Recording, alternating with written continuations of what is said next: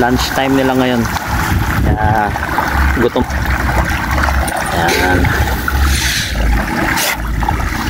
Buti na lang gumanda yung panahon ngayon, no? Tapos di masyadong mahangin. Magandang panahon yan para dito sa lake.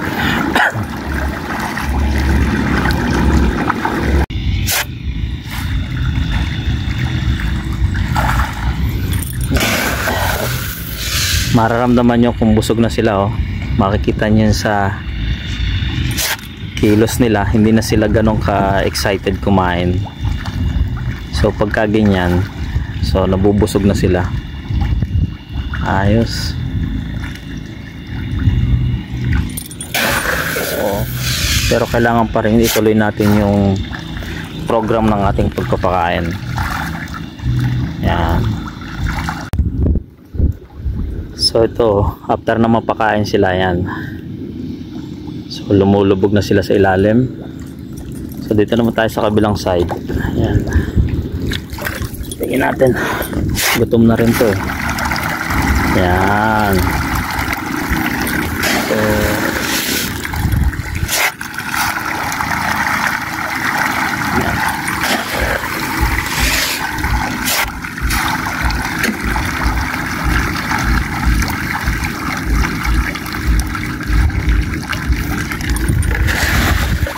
na rin silang kumain. Malakas na rin silang kumain.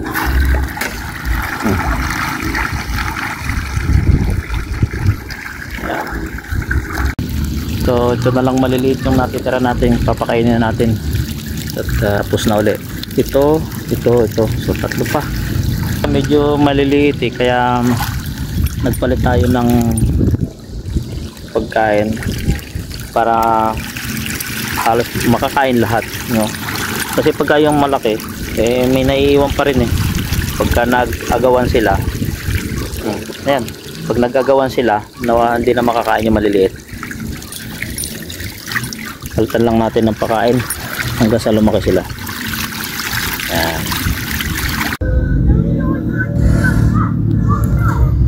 Ayan, tapos na tayo ngayong araw na to at nakakain naman sila. At kita naman yung lakas na yung pagkain nila. Kaya sa susunod na araw bibili na naman ako ng papatoka o pakain sa kanila. Kaya medyo malaki-laki pang uubusin na pagkain. Madami pang sako uubusin itong mga to bago sila ma-harvest. But ganun pa man, mababawi naman yun. So ngayon tapos na tayo. Ayan na yung ano. At tayo, makasakay na tayo sa bangka. Pupunta na tayo sa Pangpang. So bukas na lang ulit. Thank you. God bless you all.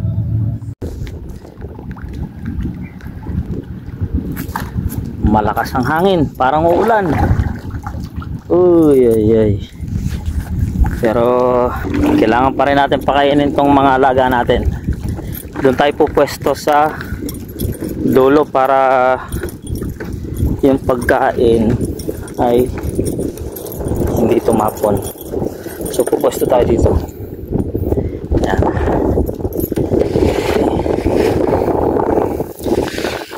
Ayan na.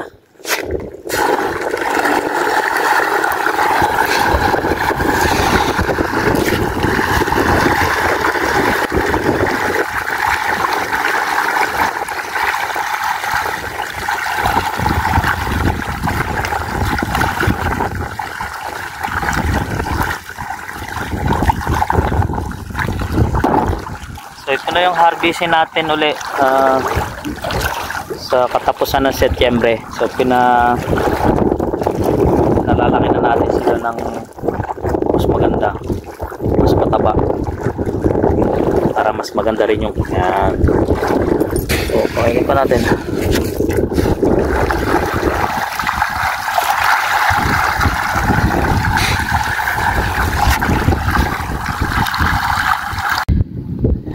Ayan, busog na. Dito naman tayo sa kabila. So pakainin din natin itong kabila. Pakain na to.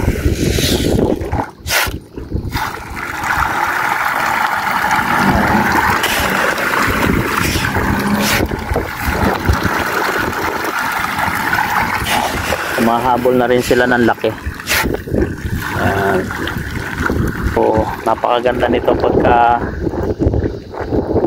na-harvest to. October to, September, October.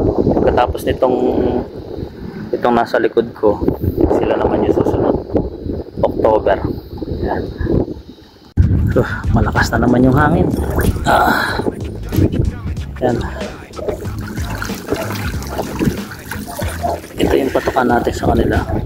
Mas durog siya para makakain lahat yung mga pati maliliit, makakain din sila.